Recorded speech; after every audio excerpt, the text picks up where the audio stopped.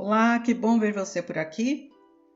Vamos com a continuação do livro A Revolução dos Bichos, capítulo 4. Pelo fim do verão, a notícia de que sucedia na Granja dos Bichos já se espalhara pelo condado. Todos os dias Bola de Neve e Napoleão enviavam informações de pombos com instruções de misturar-se aos animais das granjas vizinhas, contar-lhes a história da Revolução e ensinar-lhes a melodia de bichos da Inglaterra. Jones passava a maior parte desse tempo no Leão Vermelho em Wellington, queixando-se a quem quisesse ouvi-lo da monstruosa injustiça que sofrera ao ser expulso de sua granja por uma súcia de animais imprestáveis. Os outros granjeiros eram-lhe simpáticos, em princípio, mas, inicialmente, não lhe deram muita ajuda. No fundo, cada um imaginava, secretamente, alguma forma de tirar vantagem do infortúnio de Jones. Era uma sorte que os proprietários das granjas adjacentes aos bichos estivessem permanentemente em más relações. Uma delas, chamada Foxwood, era uma granja grande, abandonada e antiquada, coberta de mato, mas as pastagens cansadas e as cercas caindo. O proprietário, o Sr. Pilkington, era um sujeito indolente, granjeiro que passava a maior parte do seu tempo caçando ou pescando conforme a estação. A outra granja, chamada Pinchfield, era a menor e mais bem tratada. O seu proprietário era Sr. Frederick, um homem rude e sagaz, permanentemente envolvido em processos na justiça e com a reputação de levar a cabo barganhas muito difíceis. Os dois se hostilizavam tanto que lhes era sumamente difícil chegar a qualquer acordo, mesmo em defesa de seus próprios interesses. Todavia, ambos estavam assustados com a revolução na Granja dos Bichos e desejosos de prevenir que seus próprios animais tomassem maior conhecimento do assunto. De início acharam graça na ideia de bichos gerirem por si próprios uma granja. O caso todo estaria acabado numa quinzena, dizia, e diziam também que os animais da Granja do Solar insistiam em chamá-la Granja do Solar. Não admiram o nome Granja dos Bichos. Estavam lutando entre si e não tardiam a definhar até morrer. Com o tempo, passava e os animais, evidentemente, não definhavam.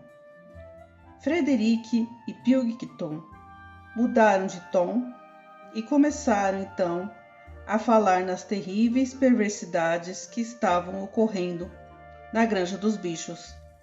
Comentavam que os animais praticavam o canibalismo, torturavam uns aos outros com ferraduras ao rubro e tinham suas fêmeas em comum.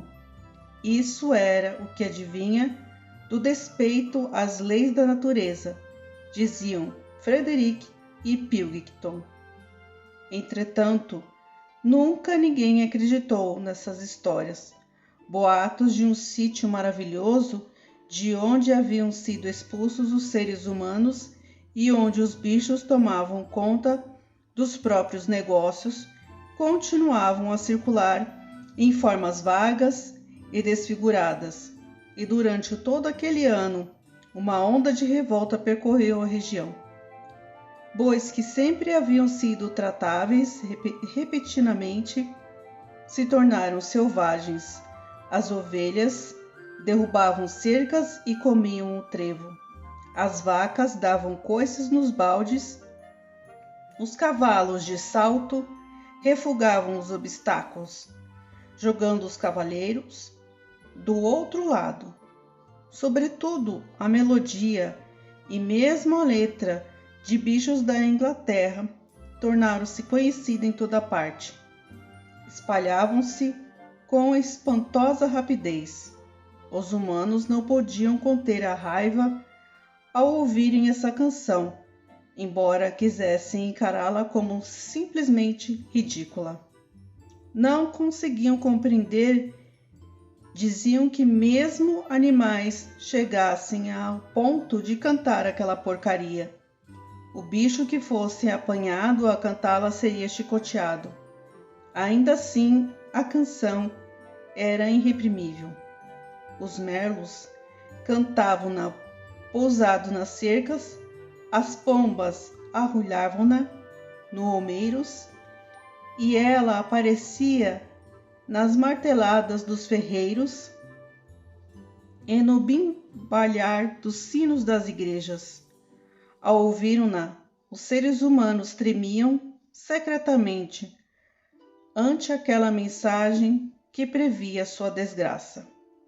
No início de outubro, quando o trigo já fora colhido, amontoado e em parte até debulhado, uma revoada de pombos chegou em turbilhão e pousou no pátio da granja dos bichos. Presa de grande excitação, Jones e todos os seus homens, mais meia dúzia de outros homens, de Foxwood e de Pitchfield, haviam penetrado pela porteira das 5 barras e vinham subindo a trilha que conduziam à fazenda. Todos armados de bastões, exceto Jones, que marchava à frente com uma espingarda na mão. Era evidentemente uma tentativa de recuperar a granja. Há muito isso era esperado, e os preparativos estavam feitos. Bola de Neve, que estudara um velho livro sobre as campanhas de Júlio César, encontrado na Casa Grande, estava encarregado das operações defensivas. Rapidamente deu suas ordens e em pouco tempo cada animal estava em seu posto. Quando os homens chegaram perto das casas, Bola de Neve lançou o primeiro ataque.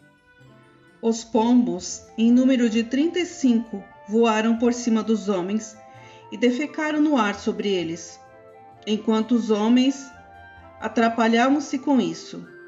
Os gansos, até então escondidos nas sebes, avançaram e bicaram-lhe as pernas energeticamente.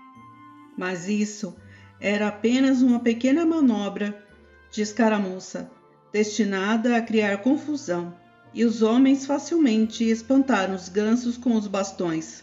Então, Bola de Neve lançou sua segunda linha de ataque. Maricota, Benjamin e as ovelhas, com Bola de Neve à frente, arremeteram sobre os homens, amarrando, mordendo, escoiciando-os por todos os lados. Novamente, porém, os homens com os bastões e os coturnos rústicos foram mais fortes. E de repente, a um guincho de Bola de Neve, que era o sinal para bater em retirada, todos os bichos volveram à frente e fugiram para dentro do pátio através do portão. Os homens soltaram um brado de triunfo. Viram tal como haviam imaginado. Seus inimigos em fuga lançaram-se no encalço desordenadamente. Era justamente o que Bola de Neve desejava. Tão logo lhes entraram no pátio os 3 cavalos, as 3 vacas e o restante dos porcos, que estavam emboscados atrás do estábulo, surgiram-lhes inesperadamente a retaguarda, cortando a retirada. Bola de Neve deu o sinal de carga. Ele próprio correu em direção de Jones. Vendo-o Jones, levantou a arma e atirou. Os projéteis abriram riscos sangrentos no dorso de Bola de Neve, e uma ovelha caiu morta. Sem titubear, Um só instante, Bola de Neve lançou os seus 100 quilos contra as pernas de Jones. O homem foi jogado sobre um monte de esterco e a arma voou-lhe das mãos. Porém, o espetáculo mais terrível entre tudo era Sansão, erguendo-se nos posteriores e dando manotaços com seus cascos ferrados, feito um garanhão. Logo, ao primeiro golpe, atingiu o crânio de um cavalariço de Foxwood, prostrando-o sem vida na lama. Antes disso, vários homens largaram os bastões e tentaram correr.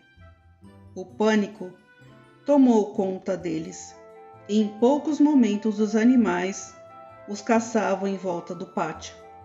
Foram chifrados, batidos, mordidos e atropelados. Não houve bicho da granja que não tirasse desforra, cada um à sua moda.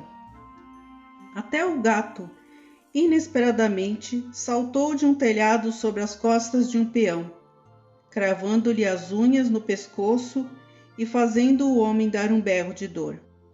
Em dado momento, desimpedida a saída, os homens conseguiram fugir do pátio e correram desabaladamente rumo à estrada principal.